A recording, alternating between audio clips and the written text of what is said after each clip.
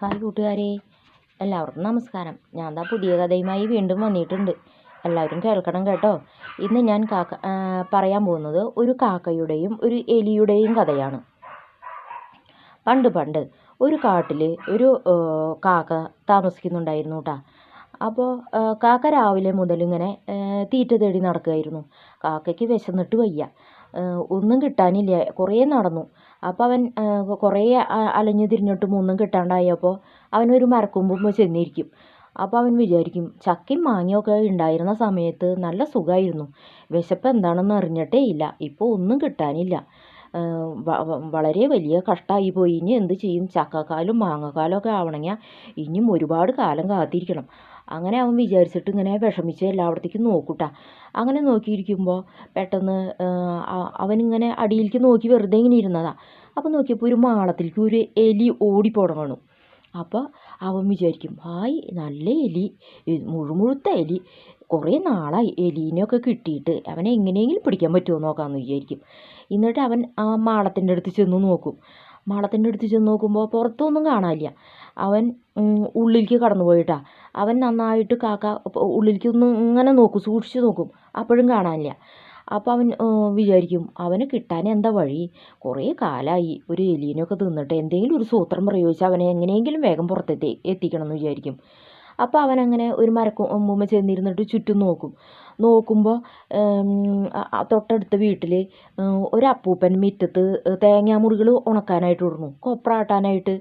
അപ്പോൾ കാക്ക വിചാരിക്കും, തേങ്ങാമുറികളൊക്കെ എലികൾക്ക് നല്ല ഇഷ്ടമാണെന്ന് തോന്നുന്നുണ്ട്, എന്തായാലും ഒരു കാര്യം ഒന്ന് പരീക്ഷിച്ച് നോക്കാം, എന്തായാലും ഒരു തേങ്ങാമുറി കിട്ടുമോ നോക്കാമെന്ന് പറഞ്ഞിട്ട് അവൻ അപ്പൂപ്പൻ അവിടെ നിന്ന് എൻ്റെ പോയ തക്കത്തിന് ഒരു തേങ്ങാമുറി അവിടെ നിന്ന് എടുക്കും കാണാണ്ട്.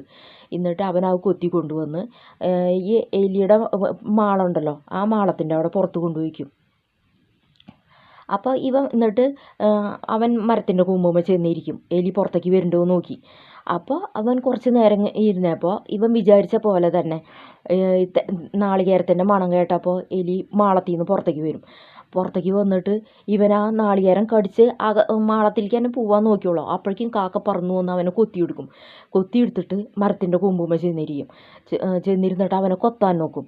അപ്പോൾ എലി കീ നോർക്കെ കരയും.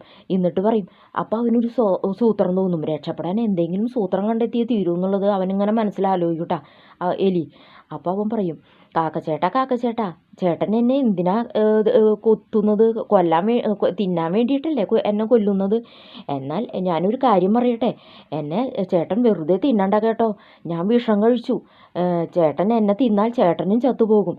എൻ്റെ മാളത്തിൽ ആരോ വിഷം വെച്ചിരുന്നു, ഞാനത് അറിയാണ്ട് അത് എടുത്ത് തിന്നു. എൻ്റെ വയറ്റിൽ നിറച്ച് വിഷമാണ് കിടക്കണേ. ചേട്ടൻ എന്നെ തിന്നു കഴിഞ്ഞാൽ ചേട്ടനും ചാവും. അത് കേട്ടപ്പോൾ പെട്ടെന്ന് കാക്ക പേടിച്ചിട്ട് എലീനെ നിലത്തേക്കിടും.